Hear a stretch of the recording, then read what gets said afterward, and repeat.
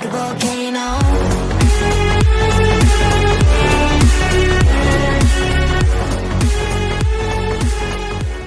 Yo, what is up, guys? Dark Per Gamer YT here. Welcome to the 10th episode of the vehicle review series, where today we are looking at this. Now, there's a reason why I've chosen this one for the 10th episode, and it has to deal with its name. This is the Chevrolet Silverado Centennial Edition, which I have at level 35. So now let's go over the stats here. The top speed with the overclock, I have figured out that it is actually called overclock, so I've been wrong the whole other time. But it's either way is so fun to say because it's overcharge or overclock, so I'm going to start calling it the correct way, overclock. So with the overclock, the top speed is 318 kilometers an hour. The acceleration stat is what it is there. That's English. 6.71 seconds. The handling is good, the drift is good, and the nitro efficiency is alright.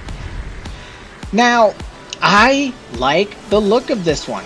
It looks really nice. You know, I like the off-road look, and a Silverado is definitely an off-road kind of truck. Now, in the videos, I had this originally, which was basically which was a decal technically, but I later on got this decal for an event, so you won't see this one in the video in the races. So it is what it is, but this decal does look nice on it. I want this one though so badly. But overall, looks wise, I like it. Also the background, very Halloweeny. So without further ado, let's take this truck in the multiplayer and see exactly how it does, and we'll talk at the end of the races to discuss the final thoughts of its performance.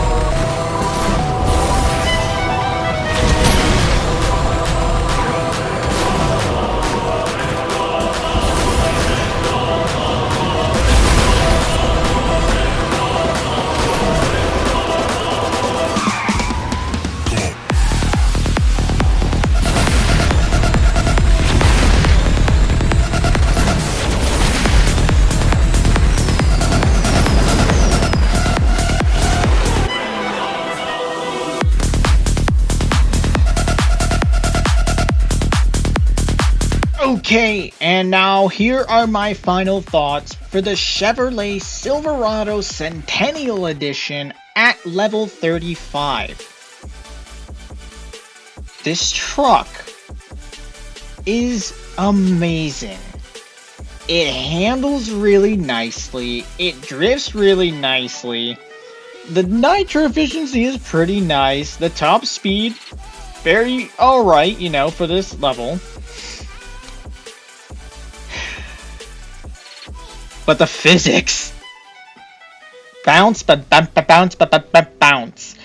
Oh my god, I cannot tell you how many times during recorded races that I did for this, it bounced. It just had so many physics issues moments. In the races that I had, there were, you know, you see some of the physics issues, but there were ones where I really got screwed over, where I couldn't keep the races because it really got me bad. It does seem like this truck has some issues with physics. Man, but honestly, I really do think this is a really good pickup truck to have. It does pretty good. It's a strong competitor. You do have to upgrade it quite higher for it to definitely perform better, because I remember I did have it at a little bit lower and it wasn't as strong. It's definitely much more stronger here right now, and I can't wait to see what it's gonna be like as I continue to upgrade it further. So it's a worthwhile truck to have in your arsenal. Now, it was quite a difficult truck to get, honestly. It's a difficult truck to get. It takes a long time for this one, at least unless you get like the blueprints available. That it's still a very hard truck to unlock. But it is quite a worthwhile pickup truck to have. Plus it looks really cool. So that wraps up this vehicle review. I thank you all for watching. Make sure to like, comment, and subscribe, and I'll see you all in the next episode. Peace out, everybody.